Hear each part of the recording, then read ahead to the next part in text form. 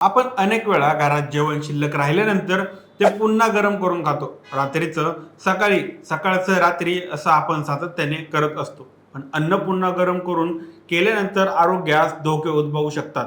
हे आपल्याला सहज लक्षात येत नाही. पण जर तुम्ही काही गोष्टी लक्षात ठेवल्या तर तुमचं अन्न खराब होणार नाही आणि अन्नामुळे होणाऱ्या आजारांचा धोकाही कमी होईल. अन्न गरम करण्याशी संबंधित कोणत्याही गोष्टी टाळल्या पाहिजेत आणि कोणत्या गोष्टी केल्या पाहिजेत हे आपण जाणून घेऊया आजच्या या व्हिडिओच्या माध्यमातून. नमस्कार, मी सनी आणि तुम्ही पाहताय दैनिक राज्य लोकतंत्र. घरातील सामान्य तापमान म्हणजेच रूम टेम्परेचर अन्न 2 ते 4 तासांपेक्षा जास्त वेळ ठेवू नका. शिजवलेला तांदूळ तर फक्त 1 तासात बाहेर ठेवू शकता, कारण भातामध्ये बॉलिसिन सिरियल नावाचे बॅक्टेरिया लवकर आढळतात. तसेच बाहेरून मागवलेला भात पुन्हा गरम करू नका, कारण हॉटेलमधून मागवलेला भात बनवताना आधीच गरम झालेला असतो. तो पुन्हा गरम करणं हानिकारक ठरू शकतं. त्यामुळे असा भात बाहेरून मागवल्यानंतर लगेच खाणं चांगलं असतं. घरी शिजवलेलं अन्न जास्त काळ फ्रीजमध्ये ठेवू नका. उरलेलं अन्न 24 ते 48 तासांच्या आत वापरावं. जर तुम्हाला ते लवकर खाण्याचा विचार करता नसला तर ते गोठवून ठेवणं चांगलं असतं. कोमट पाण्याने चिकन डीप फ्राय करू नये. जर मांस फ्रीजमध्ये ठेवलं असेल आणि ते गोठवलेल्या अवस्थेत असेल तर ते कधीही कोमट पाण्यानं डीप फ्राय म्हणजे सामान्य तापमानास आणू नये, कारण तसं केल्यास मांसाचे काही भाग गोठलेल्या अवस्थेत असतानाच काही भाग धोकादायक असं तापमान गाठू शकतात. अन्न नेहमी फ्रीजमध्ये ठेवावं. संशोधनातून असं दिसून आलं आहे की जर अन्न रेफ्रिजरेटरमध्ये 5 अंश सेल्सिअस किंवा त्यापेक्षा कमी तापमानात ठेवलं तर हानिकारक जाणूंची होणारी वाढ रोखली जाते. 2. फ्रीजमध्ये ठेवण्यापूर्वी अन्न थंड करावं, कारण गरम अन्न थेट फ्रीजमध्ये ठेवल्यानंतर ते फ्रीजचं तापमान वाढू शकतं. त्यामुळे उर्वरित अन्नावर त्याचा हानिकारक परिणाम होऊ शकतो आणि बॅक्टेरिया वाढतात. सर्वोत्तम मार्ग म्हणजे प्रथम अन्न खोलीच्या तापमानावर थंड होऊ देणं आणि नंतर लगेच ते फ्रीजमध्ये ठेवणं. गरम वातावरणात अन्न जितकं कमी वेळ बाहेर राहील तितकंच ते चांगल्या स्थितीत राहील. धोके वेळीच ओळखता, कारण 8 अंश सेल्सिअस ते 63 अंश सेल्सिअस तापमान बॅक्टेरिया खूप वेगाने वाढतात.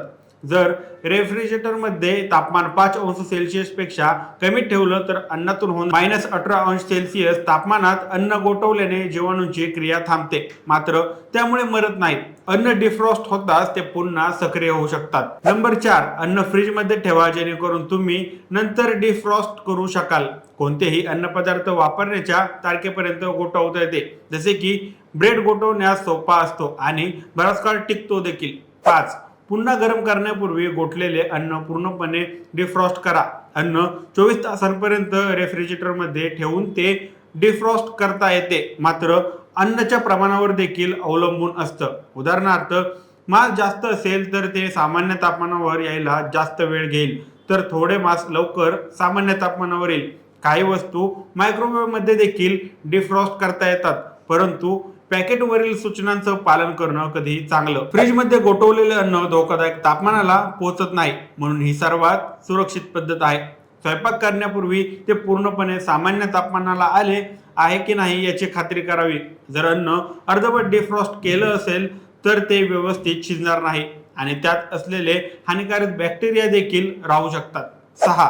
उरलेला भात 24 तासांच्या आत पुन्हा गरम करा आणि खा. भातामध्ये बॉसिलस सेरियल नावाचे बॅक्टेरिया असू शकतात, जे शिजवल्यानंतरही जिवंत राहतात. तांदूळ शिजवल्यानंतर लवकर थंड करून रेफ्रिजरेटरमध्ये ठेवला तर असा भात खराब होण्याचा धोका कमी होतो, परंतु नंतर त्या भाताला फक्त एकदाच गरम करावं. शिजवलेला भात गोठवल्यानं या जीवाणूंची वाढ देखील थांबते. 7. कमकुवत आरोग्य असलेल्या लोकांनी अन्न गरम करताना अधिक काळजी घ्यावी. कमकुवत रोगप्रतिकार शक्ती असलेल्या लोकांना, जसे की वृद्ध, लहान मुले, गर्भवती महिला किंवा ज्यांना आधीच आजार आहे, त्यांनी अन्न पुन्हा पुन्हा गरम करता अधिक काळजी घेणं आवश्यक आहे, कारण त्यांना अन्नातून विषबाधा होण्याचा धोका जास्त असतो. अन्न पुन्हा गरम करताना ते सर्व बाजूंनी पूर्णपणे गरम झालं आहे का, यातून वाफा येत आहेत का याची खात्री करावी. जर तुम्ही मायक्रोवेव्हमध्ये अन्न गरम करत असाल तर ते मध्ये मध्ये एकदम ढवळत राहणं, जेणेकरून पूर्णपणे गरम होईल. या गोष्टींचा वापर तुम्ही तुमच्या रोजच्या जीवनात केला तर आरोग्याच्या समस्या नक्कीच कमी होतील. बाकी ही माहिती तुम्हाला कशी वाटली आम्हाला कमेंट करून नक्की कळवा आणि जर राज्य लोकतंत्र चॅनलवर नवीन असाल तर चॅनलला नक्की सबस्क्राईब करा. धन्यवाद.